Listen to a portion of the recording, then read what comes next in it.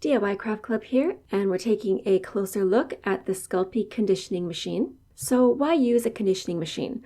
By conditioning your clay, you're basically getting it ready to work with. So this is going to make it nice and soft. It removes any air bubbles that might be trapped into the clay. It helps mix all the ingredients so that you have a more even clay.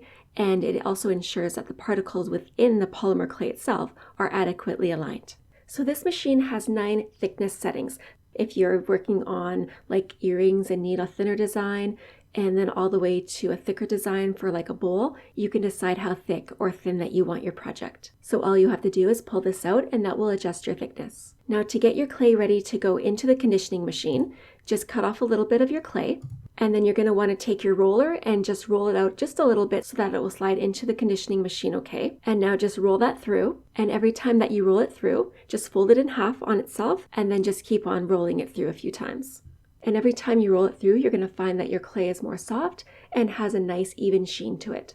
And once that's done, you can just start using it for your projects. And that's just perfect. It's completely even and ready for my project. We hope you found this helpful. Thanks for watching.